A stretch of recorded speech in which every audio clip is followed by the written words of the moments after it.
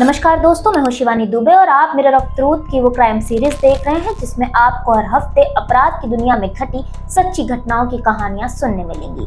Crime की कहानी का आज दूसरा एपिसोड है और इसमें बात होगी एक ऐसे कत्ल की जिसमें पुलिस के पास इंसानी उंगली का सिर्फ एक टुकड़ा था और पुलिस को कातिल तक पहुंचना था।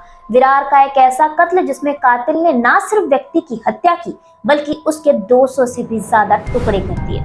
कातिल ने व्यक्ति की लाश को काटने के लिए कटर का, मांस के टुकड़े करने के लिए ब्लेड का और हड्डियों के टुकड़े करने के लिए सरौते का इस्तेमाल किया। जी हाँ, ये केस सुनने में जितना ही ज्यादा खौफनाक है, पुलिस के लिए उतना ही ज्यादा बेचीता साबित हुआ था। Shocking and grotesque incident of crime in Virar near Mumbai.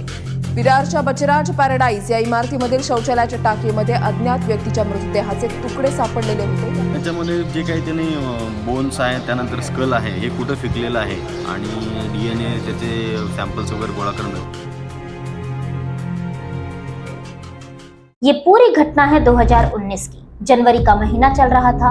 Virar के रिहायशी इलाके ग्लोबल सिटी में स्थित बचराज पैराडाइज नामक सोसाइटी का ड्रेनेज सिस्टम अचानक से जाम हो गया, जिसके बाद सोसाइटी के सेक्रेटरी ने ड्रेनेज सिस्टम अर्थात वो चेंबर जहां पर बिल्डिंग के बाथरूम का पानी इकट्ठा होता था, उसे साफ करने के लिए सफाई कर्मियों को बुलाया। सफाई कर्मी ने आकर जब उस ड्रेनेज सिस्टम अर्थात उस चेंबर को साफ करना शुरू किया तो उनकी नजर कुछ मांस के टुकड़ों पर पड़ी, लेकिन सफाई कर्मियों ने उसे ये सोचकर नजरअंदाज कर दिया कि शायद ये टुकड़े किसी जानवर के हो सकते हैं। लेकिन जब धीरे धीरे सफाई कर्मी उस पूरे चेंबर को साफ कर रहे थे और चेंबर के अंदर स्थित गंदा मल बाहर निकालकर एक जगह इकट्ठा कर रहे थे, तब उनकी नजर किसी ऐसे चीज पर पड़ी जिसे देखकर सफाई कर्मियों के रोंगटे खड़े हो गए। सफाई कर्मियों ने उस गंदे मल के बीच में इंसानी उंगली का एक टुकड़ा देखा, जिसके बाद सफाई कर्मियों ने इस बात की जानकारी सोसाइटी के सेक्रेटरी को दी।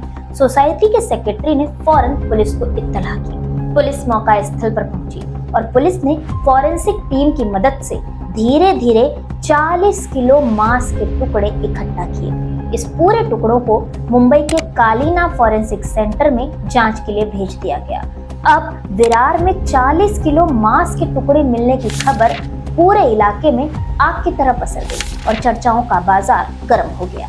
पुलिस ने मांस के टुकड़ों को इकट्ठा तो कर लिया था, लेकिन पुलिस के सामने सबसे बड़ी चुनौती थी इनकी पहचान करना कि ये टुकड़े इंसान के हैं या नहीं। इस बात का खुलासा तभी होता जब फॉरेंसिक रिपोर्ट आती। लिहाजन पुलिस के पास फॉरेंसिक रिपोर्ट का इंतजार करने के अलावा दूसरा कोई रास्ता नहीं था।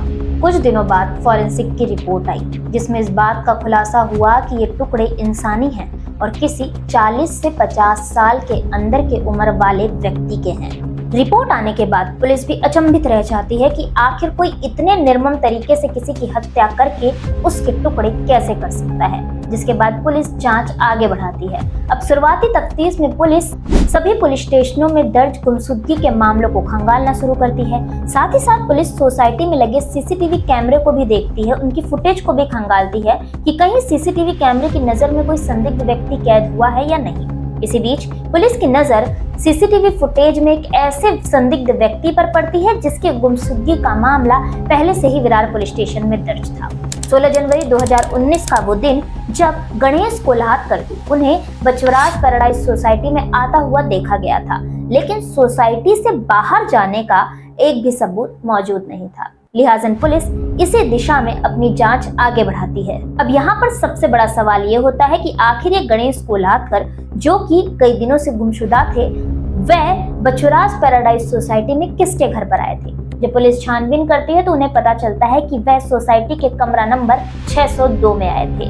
अब चूंकि कमरा नंबर 602 किसी पिंटू शर्मा नाम के व्यक्ति ने किराए पर ले रखा था, तो पुलिस शक के आधार पर पिंटू शर्मा को मुंबई के सांताक्रूज इलाके से हिरासत में लेती है। सबसे पहले पुलिस पूछताछ करती है तो पिंटू शर्मा पुलिस को यहाँ वहाँ की कहानियां सुनाने लगता है, पुलिस को गुमराह करने लगता है। जब पुलिस कड़ाई और सख्ती से पिंटू शर्मा से पूछताछ करती है, तब पिंटू शर्मा जो पुलिस को बताता है उसे सुनकर पुलिस दंग रह जाती है। पिंटू शर्मा ने पुलिस को बताया कि वह शेयर मार्केट में इन्वेस्टर है और गणेश कोल्हाटकर प्रिंटिंग प्रेस का व्यवसाय किया करते थे। ये दोनों काफी अच्छे मित्र थे।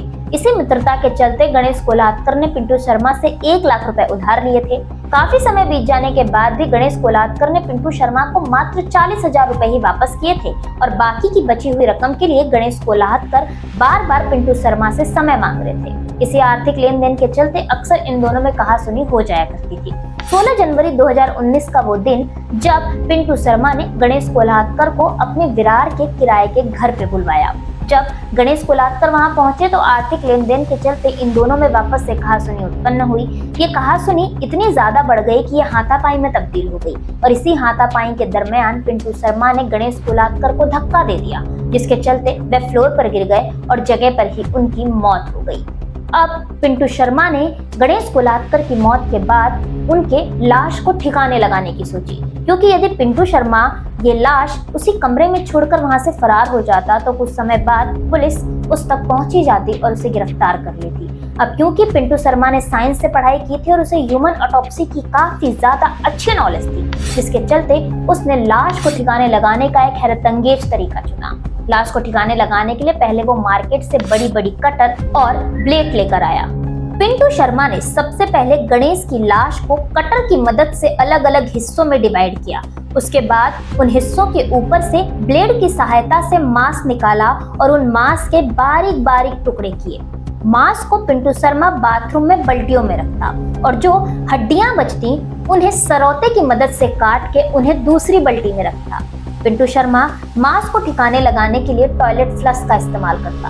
जी हाँ, वह उन मांस को धीरे धीरे करके टॉयलेट फ्लश में बहा देता और जो हड्डियां बचती उन्हें पॉलिथीन में डालकर विरार से लोकल ट्रेन पकड़ता और उन हड्डियों के टुकड़ों को भाईंदर की खाड़ी में फेंक देता। ये सिलसिला 3 से 4 दिन तक यूं ही चलता रहा।